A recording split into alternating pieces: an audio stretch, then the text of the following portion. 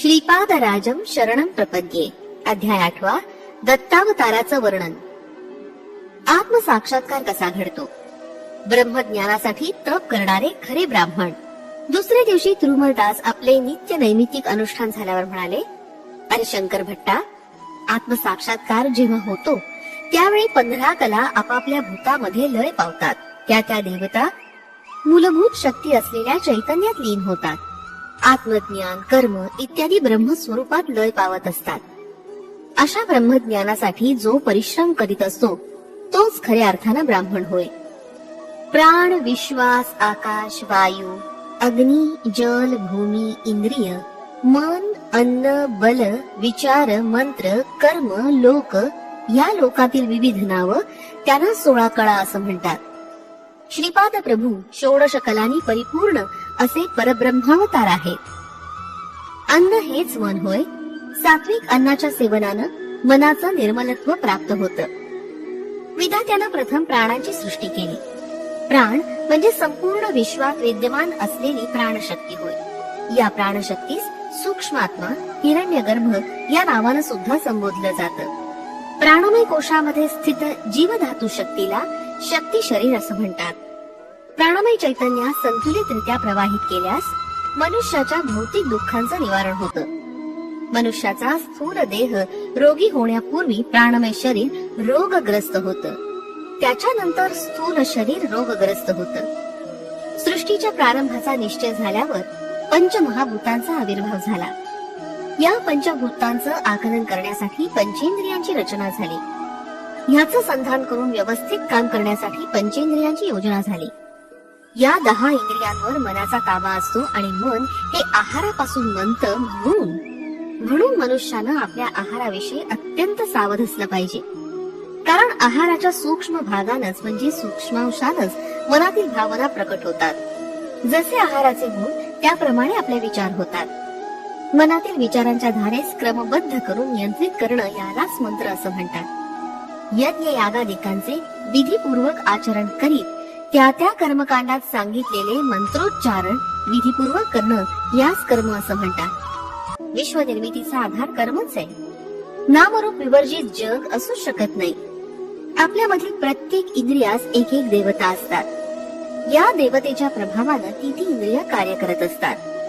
समाधिस्थ असलेल्या योग्याला जेव्हा आत्मसाक्षात्कार होतो त्यावेळी 16 कला मूल तत्वात लय पावतात. योग्याच्या भौतिक इंद्रियातील चैतन्य शक्ती विश्वातील चैतन्य शक्तीमध्ये लीन पावते. कर्मेंद्रिय आणि ज्ञानेंद्रियांनी युक्त असलेला मनुष्य कर्म न करता राहू शकत नाही. अहंकार नष्ट झाल्याशिवाय मोक्षाची प्राप्ती होत नाही. मनुष्याच्या अहंकारामुळे कर्माचरण घडत असतं. अहम म्हणजे मन आणि बुद्धी हे अज्ञानाच्या आवरणाने आच्छादित झालेलं अशुद्ध चैतन्यच होय. आत्मसाक्षात्कार झालेल्या योग्यास जन्मांतराचं कर्मफळ शेष राहत नाही. अहंकार पूर्णपणे नामशेष झाल्याशिवाय आत्मसाक्षात्कार होत नाही. योग्यास जेव्हा आत्मसाक्षात्कार होतो तेव्हा श्रौत कर्म आणि त्याच्या प्रतिफलाचं केंद्र महद अहंकार असून मायाजाल सहित शाश्वत परमात्म्यामध्ये लीन होऊन व्यक्तित्व रहित होतो. परमात्मा व्यक्तित्व सहित शक्ती स्वरूप होऊन राहिला आहे. कर्म आणि त्याच्या फलाचा नाश पाहून योगी सिद्धावस्थेस प्राप्त करतो. जरी योगी कर्मफलाचे भोग स्थूल देहानं भोगत असला तरी देहाभिमान नसल्या कारणानं तो सतत मुक्तावस्थेत स्थित असतो.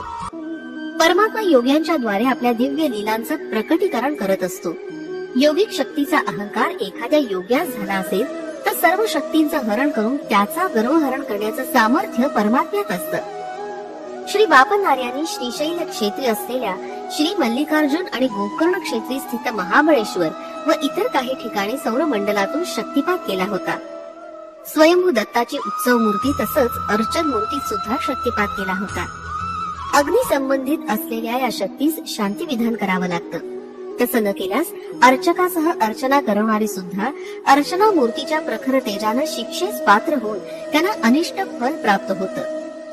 स्वयंभू दत्त मूर्तीमध्ये झालेल्या शक्तिपाताचं रहस्य केवळ अंतर्ज्ञानी असलेले योगीच जाणू शकतात. श्री शैल मल्लिकार्जुन स्थानी शक्तिपात हजारो लोक उपस्थित असताना श्री बापनार्यांच्या अध्वर्यत्वानं झाला होता. सूर्यमंडळातील तेज बाहेर पडून सर्वांच्या समक्ष मल्लिकार्जुनाच्या लिंगात ते लीन झाले.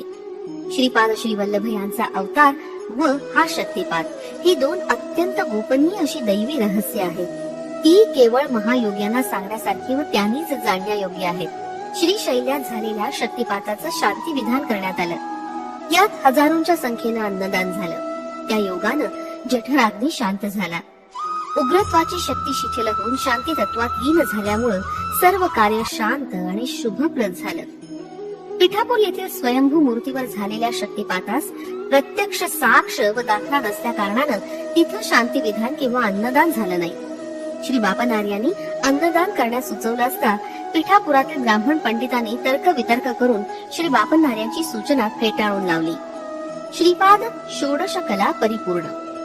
काळ आपल्या गतीने चालला होता. श्रीपादांचं वय आता 2 वर्षाचं झालं.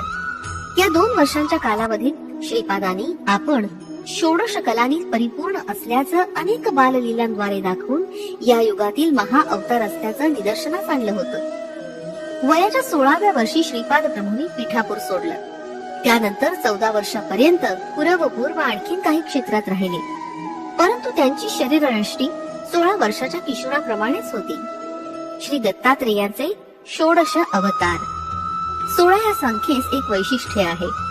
श्री दत्तात्रेयांनी पूर्वयुगात 16 अवतार धारण केले होते. ते असे: योगीराज, अत्रिवरद, दिगंबरावधूत, कालाग्नि शमन, योगीजन वल्लभ, लीला विश्वंभर, सिद्धराज, ज्ञानसागर, विश्वंभरावधूत, माया मुक्तावधूत, आदिगुरु, संस्कारहीन शिवरूप, देवदेव, दिगंबर, दत्तावधूत, श्याम कमल लोचन. श्री दत्त प्रभू भोग व मोक्षाचे दाते होत. त्यांची आराधना करण्यासाठी केवळ त्यांच्या पादुकांची आराधना केली असता पुरे. 4 वेद श्वान रूपानं त्यांच्या पादुकांजवळ साऱ्या अपवित्रतेस पवित्र करीत त्यांच्या चरणकमली पडून असतात. श्री दत्तात्रेयांच्या पवित्रतेची कल्पना करण्यास मानव तर काय, देवता व सप्तऋषी सुद्धा असमर्थ होत.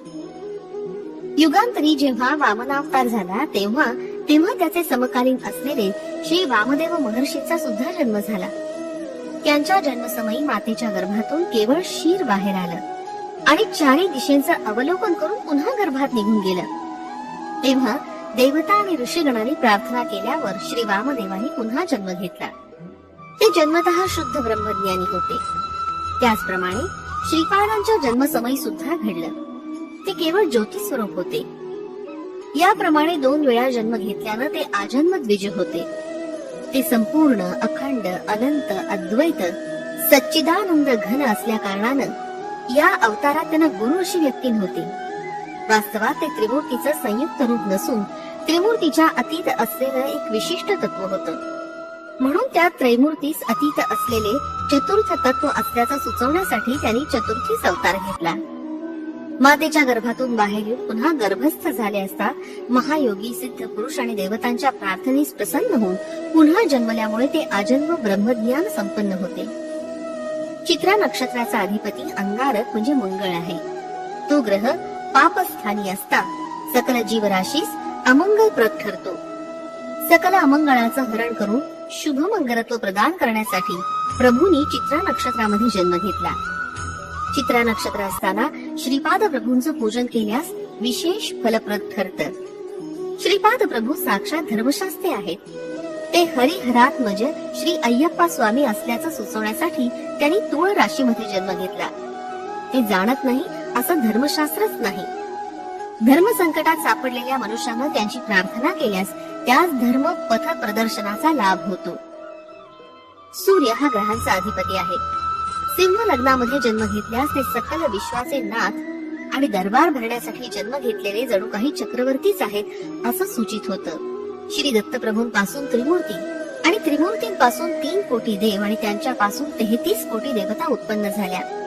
म्हणून केवळ श्री दत्त नामस्मरणानं सकल देवता स्मरण केल्याचं फळ प्राप्त होतं.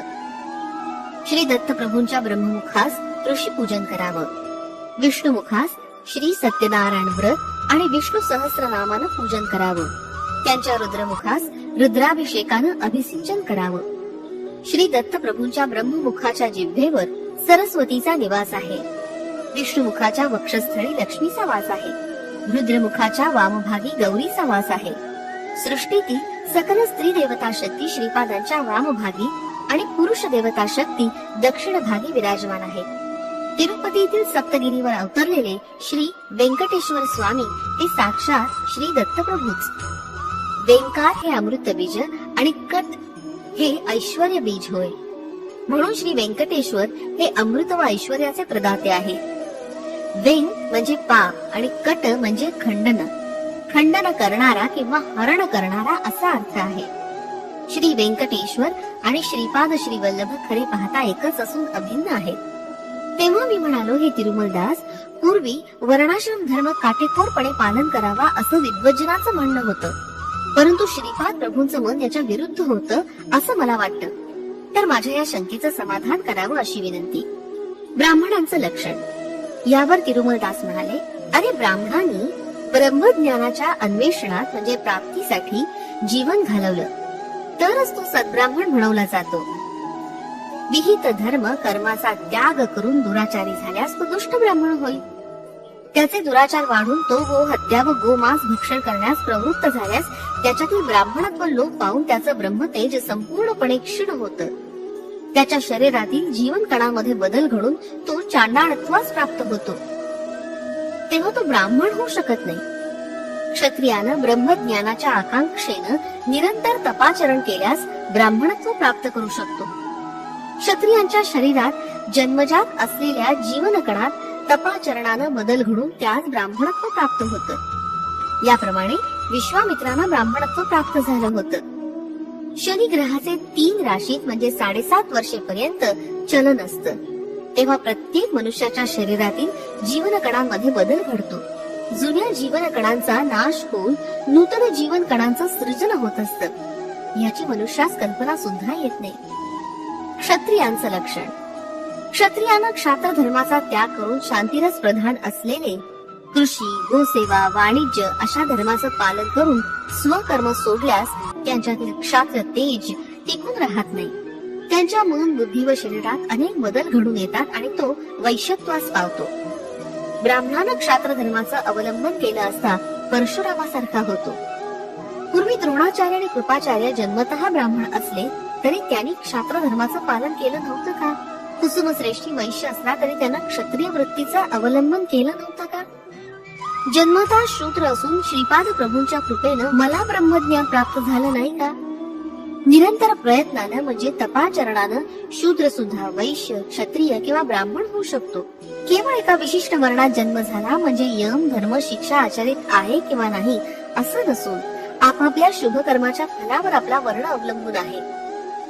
जन्मतः शूद्र असलेल्या मला पुढचा जन्म ब्राह्मणाचा मिळू शकेल, तसंच जन्मतः ब्राह्मण असलेल्या पुढचा जन्म शूद्राचा सुद्धा मिळू शकेल. सामाजिक कारणासाठी वर्ण व्यवस्था करण्यात आली आहे. परमात्म्याचं मुख ब्राह्मणत्व, बाहू क्षत्रियत्व, उरु वैश्यत्व आणि पाद शूद्रत्वाचं सूचक आहे असा श्रीपादाने एक पर्याय सांगितला. तू माझ्या आतिथ्याचा स्वीकार केलास. माझ्या घरचं भोजन हे ब्राह्मणाच्या घरचंच भोजन होय. कर्मरहस्य.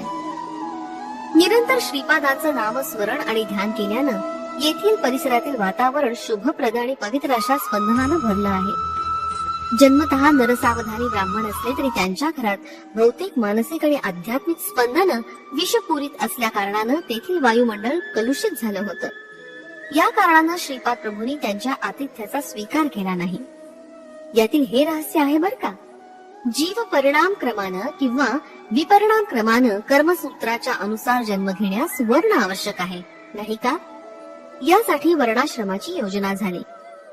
जॉन हा जर्मनी देशाचा रहिवासी असून सुद्धा त्याला ब्रह्मज्ञानाची अत्यंत जिज्ञासा लागली होती. परिणाम क्रमाच्या शेवटच्या अवस्थेत त्याला कुरवपुरी श्रीपाद प्रभूंचं दर्शन झालं आणि अमोघ अशा अनुग्रहाची प्राप्ती झाली. नरसावधानी पिठिकापुरम मध्ये असून सुद्धा श्रीपाद श्री दत्तात्रेयाचे अवतार आहेत हे जाणण्यास त्यांना कित्येक वर्ष लागली. हे जाणल्यानंतर सुद्धा साधना क्रमाशिवाय श्री दत्तांच्या अनुग्रहास प्राप्त होणं अशक्य होय. यावर मी म्हणालो, स्वामी, आपलं म्हणणं असं आहे की प्रत्येक जीवकणांमध्ये बदल घडत असतो, तर प्रत्येक जातीस एक आत्मा आहे का? पार्वती देवी ही हिमपर्वताची कन्या असं म्हणतात, असं म्हणण्याचं कारण काय? यावर तिरुमलदास म्हणाले, प्रत्येक जातीस एक आत्मा असतो, तो शक्ती स्वरूपात असतो. ती शक्ती दिव्यात्मा अशा श्री दत्तप्रभूंमधून बाहेर आली आहे. सदैव या शक्तीचा संबंध परमात्म्याशी असल्या कारणानं ती महाशक्ती होय. जात या शब्दाचा अर्थ तू जो समजतोस तसा नाही. जिवंत व्यक्तीमध्ये जसे चैतन्यवंताचे जीवन कण असतात असं आहे. त्याचप्रमाणे सामूहिक सांघिक व्यक्तिमत्वामध्ये असलेल्या प्रत्येक व्यक्तीचे शक्ती सामर्थ्य गुणगण अंतलीन होऊन असतात. तसंच प्रत्येक गावास, प्रत्येक शहरास, प्रत्येक राष्ट्रास एक आत्मा असतो. आपण राहतो त्या भूमी सुद्धा आत्मा आहे. भूमीची जी अधिष्ठान देवता, तिला आपण भूमाता असं म्हणतो. तिच्यातील आत्म्याचे, परमात्म्याचे अंश असल्या कारणानं ती मानसिक संबंध असलेली महाशक्ती आहे. तसंच हिमपर्वताच्या ठाई अधिष्ठित असलेल्या देवता शक्तीस हिमवंत असं संबोधित करतो. त्या हिमवंताची पुत्री हेमवती होय. सर्व साक्षी सूर्य भगवानांचे पुत्र यमधर्म असं मानल्यास जीवराशीच्या शुभाशुभ कर्मानुसार न्याय करून पाप्यांना शिक्षा करणारी देवता शक्ती आहे असा अर्थ होतो. जगातील सारे प्राणी मात्र आपापलं कार्य करण्यासाठी सूर्यापासून ऊर्जा प्राप्त करतात. आकाशात विराजमान असलेले सूर्यबिंब वेगळे आणि त्याच्यात अधिष्ठित असलेले देवता स्वरूप देवतात्मा वेगळे. श्रीपाद वल्लभ वयाच्या 30व्या वर्षी गुप्त होतील असं मी तुला सांगितलं होतं. ते अनंत कोटी ब्रह्मांडात असलेल्या अणुरेणू मध्ये विलीन होतील. ते सर्वांतर्यामी आहेत ना? पुन्हा विलीन होणं म्हणजे काय असा प्रश्न तू विचारू शकतोस. ते सर्वांतर्यामी असले तरी त्यांच्या शक्तीच्या प्रभावापासून थोड्या अंतरावर कोट्यावधी ब्रह्मांडे आहेत. त्या ब्रह्मांडातील परिभ्रमणांचं व्यवस्थीकरण करण्याच्या उद्देशानं त्यांच्या शक्ती प्रभावानं त्या ब्रह्मांडास आपल्या जवळ आकर्षित करतात. संपूर्ण सृष्टीत परिणामदशेत एखादी विपत्कारी स्थिती उत्पन्न झाली असता श्री दत्तात्रेयांचा अवतार होतो. चुंबक लोहाचं आकर्षण करतं, परंतु लोहावर मालिन्य असल्यास चुंबकाची आकर्षण करण्याची शक्ती अत्यंत बलहीन होते. मलिनत्वास नाहीसे करून सृष्टीतील प्रत्येक अणूचं आकर्षण करून विश्व परिणामास नूतन दिशा देण्याचा संकल्प जेव्हा होतो त्यावेळेस मात्र असे अवतार होतात. पंचकन्यांचं विवरण.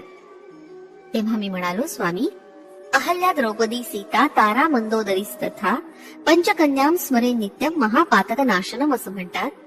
हा विषय मला सुलभ रीतीनं समजत नाही, म्हणून याचं विवरण करावं ही प्रार्थना. तिरुमलदास यावर म्हणाले, अहल्येवर इंद्र मोहित झाला होता आणि तिला प्राप्त करण्यासाठी त्यानं मायेचा उपयोग केला. कुक्कुट रूप धारण करून त्यानं बांग दिली. पहाट झाली असं समजून गौतम ऋषी अनुष्ठानास बाहेर गेले. पतिव्रता असल्या कारणानं इंद्र अहल्ये स्पर्श करू शकत नव्हता. इंद्र देवता सर्व शक्ती संपन्न असल्या कारणानं त्यानं मायेची अहल्या उत्पन्न करून त्या मायेच्या अहल्येशी समागम केला. माया अहल्येच्या शरीरातील जीवाणू इंद्राच्या तीव्र अशा इच्छांमुळे उत्पन्न झाली होती. माया अहल्या आणि इंद्र समागमी असा गौतमानं पाहिला आणि क्रोधित होऊन त्या दोघांना शाप दिला. अहल्या म्हणाली, हे मुनिवर, आपण हे काय केलं? अध्यात्मात अहल्या गौतमापेक्षा उच्च स्तरावर होती. अहल्येच्या शापामुळे गौतम ऋषी 12 वर्षांपर्यंत भ्रमिष्ट होऊन तदनंतर शिवार्चना करून स्वस्थ झाले. अहल्येची मनशक्ती जड झाल्यानं तिचं शरीर पण जडत्व पाहून ती शिळा झाली. श्रीरामाच्या चरणधुळीनं अहल्येचं शाप विमोचन झालं, म्हणून अहल्या परम पवित्र आहे असं जाण. शापग्रस्त झालेला इंद्र पंचपांडव म्हणून जन्मास आला. 5 रूप 5 मन असली तरी त्यांना आधारभूत असलेला आत्मा एकच. हा एक विचित्र असा विषय आहे. शिची देवीचा आविर्भाव यज्ञकुंडात द्रौपदीच्या रूपानं झाला. ती अयोनिजा आहे. खऱ्या सीतेस अग्निदेवानं आपल्या गर्भात लपवलं आणि मायेच्या सीतेस रावणानं लंकेस नेलं. अग्नी प्रवेश केल्यावर मायेची सीता गुप्त झाली आणि खरी सीता बाहेर आली, म्हणून सीता महापतिव्रता आहे असं जाण. भूचक्रात 12 राशीमध्ये 27 नक्षत्र आहेत. या 27 नक्षत्रांची जी अधिष्ठात्र देवता आहे तिचा जन्म तारादेवी म्हणून झाला. ती भर यौवनात असताना गुरुग्रहाचे अधिष्ठात्र देवता असलेले बृहस्पती मोहित झाले आणि त्यांनी तिच्याशी विवाह केला. वृद्धपती यौवनवतीस तृप्त करू शकत नाही, हा विषय धर्मविरुद्ध आहे. म्हणून विवाह समयी केलेलं शपथेचं उल्लंघन झाल्यास क्षती नाही. तारा देवीच्या मनात बृहस्पतींविषयी कधीच पती असल्याचे भाव उत्पन्न झाले नाहीत. तारा देवीच्या मनात पतीचे भाव उत्पन्न करण्याची जबाबदारी बृहस्पतींची होती. तसं न करता सकल धर्मांचे ज्ञाते असलेले बृहस्पतीनं धर्मविरुद्ध आचरण केलं. तारा देवीच्या शरीरातील जीवाणूंचं तिच्या मनःप्रवृत्तीप्रमाणे बदल घडले. तिच्या मनात चंद्राचं रूप स्थिर झालं असून तिचं हृदय चंद्राधीन झालं होतं. याप्रमाणे बदल घडलेली तारादेवी आणि पूर्वी बृहस्पतीस विवाह केलेली तारादेवी भिन्न होत. म्हणून तारा चंद्र यांचं मिलन हे धर्मविरुद्ध नाही. सृष्टी नियमाप्रमाणे 27 नक्षत्रातून भ्रमण करणे हा चंद्राचा धर्म होय, गुरुग्रहाचा नव्हे. जर गुरुग्रहानं असं केल्यास धर्मविरुद्ध होईल. कोणत्याही धर्मविरुद्ध कार्याची अधोगती होते. म्हणून 27 नक्षत्रांची अधिष्ठान देवता तारादेवी चंद्रमंडलाचा अधिष्ठान देवता असलेल्या चंद्रास पावणे हा धर्म होय. बाबा रे, या धर्म सूक्ष्मास अनुसरून तारादेवी महापतिव्रता होय. भीष्माचार्य शरशय्येवर असताना त्यांनी युधिष्ठिरास हितोपदेश केला. भीष्म म्हणाले, कुकर्म घडत असता शक्यतो त्याचा विरोध केला पाहिजे किंवा अधर्म घडत असलेल्या त्या स्थलाचा त्याग केला पाहिजे. यावर द्रौपदी खुदकन हसली. त्यावर भीष्म म्हणाले, ज्यावेळी द्रौपदीचा मानभंग झाला तेव्हा माझं वागणं अनुचित होतं, कारण त्यावेळी मी दुर्योधनाच्या आश्रयात होतो. त्याच्या अन्नसेवनानं माझं रक्त कलुषित झालं होतं आणि बुद्धी भ्रष्ट झाली होती. आता ते कलुषित रक्त माझ्यात नसून बुद्धी कल्मशरहित झाली असून ज्ञानोदय झाला आहे. जीव परिणाम दशेत अनेक जन्म घेत असतो. थोड्या जन्मात स्त्री तर थोड्या जन्मात पुरुष होतो. मानव जन्मा व्यतिरिक्त पशु पक्षादींचा सुद्धा जन्म घेतो. जन्मांतरी मंदोदरीचा पुरुष जन्म होता. त्या जन्मामध्ये तिला एक चंचल स्वभावाची आणि एक दुष्ट स्वभावाची व एक मृदू स्वभावाची अशा 3 पत्नी होत्या. इहजन्मी चंचल स्वभावाची पत्नी वानर होऊन वाली झाला, दुष्ट स्वभावाची पत्नी राक्षस होऊन रावण झाला व मृदू स्वभावाच्या पत्नीचा विभीषण म्हणून जन्म झाला. कल्पांतरी हे तिघे मंदोदरीचे पुरुष जन्म असता तिचे पत्नी होते. तर ती या जन्मी चंचल वृत्ती असलेल्या वाली याची पत्नी झाली व त्यापासून अंगदाचा जन्म झाला. तदनंतर दुष्ट प्रवृत्ती असलेल्या रावणाची भार्या झाली. रावण संहारानंतर मृदू स्वभाव असलेल्या विभीषणाची पटराणी झाली. तर वालीची पत्नी असताना, रावणाची पत्नी असताना व विभीषणाची पत्नी असताना तिच्यातील जीवाणू भिन्न होते. म्हणून मंदोदरी सुद्धा महापतिव्रता होय. तेव्हा मी म्हणालो, स्वामी, स्त्रीस एकच पती किंवा पुरुष एक पत्नीव्रत असला पाहिजे असं म्हणतात, तर बहुभार्या किंवा बहुभर्तृत्व निंदनीय आहे ना? कर्मचक्र परिणाम. तिरुमलदास म्हणाले, तुझं म्हणणं खरं आहे. एखाद्या पुरुषानं विनाकारण पत्नीस त्रास दिला तर 7 जन्मपर्यंत बालविधुर होतो असं सांगितलं आहे. एखादा पुरुष 4-5 स्त्रियांशी विवाह केल्यानं पुढच्या जन्मी हा पुरुष स्त्री जन्म घेतो व त्या 4-5 स्त्रिया त्याची कामवासना व संस्कार क्षीण न झाल्यानं पुरुष जन्म घेऊन त्या स्त्रीचा उपभोग घेतात. एका जन्मी असं झाल्यास व्यभिचार दोष घडतो. जर विविध जन्म घेऊन प्रत्येक जन्मी एकाशी विवाह केल्यानं हा दोष नाही. हा कालचक्राचा प्रभाव आहे. असल्या कित्येक आश्चर्यकारक घटना या महाचक्रात घडत असतात. स्त्री जन्म घेतल्यास त्या जन्मासंबंधित धर्माचं आचरण केलं पाहिजे. पुरुष जन्म घेतल्यास त्या जन्मासंबंधित धर्माचं आचरण केलं पाहिजे. पती पत्नीमध्ये कलह उत्पन्न करणाऱ्या व्यक्तीचा पुढचा जन्म स्त्री अथवा पुरुष न होता नपुंसक होतात आणि संसार सुखास वंचित होऊन दुःखी होतात. मांसाहार निषिद्ध आहे. समजा एखादी व्यक्ती एका शेळीचा वध करून 4 चौघांबरोबर मांसाहार करते. त्या शेळीस प्राणोत्क्रमण समयी अत्यंत पीडा होते आणि तिचे पीडित स्पंदन वायुमंडळात वावरत असतात. बाबा रे, वायुमंडळात पीडामय व आनंदमय स्पंदन असतात. सत्कर्मामुळे आनंदमय स्पंदन व दुष्कर्मामुळे पीडामय स्पंदन उत्पन्न होतात. मृत शेळींनी मारून खाल्लेल्या 4 चौघा मानवांचा सूड घ्यावा अशा इच्छेनं प्राणत्याग झालेल्या कारणानं मानव जन्म घेते आणि मांसभक्षण केलेल्या मानवांचा शेळींचा जन्म होतो. म्हणून मानवानी क्षमा गुणांचे अवलंबन केले पाहिजे. सात्विक व्यक्ती शेळीस पाहिल्यावरही त्याचे मांस भक्षण करू इच्छित नाही.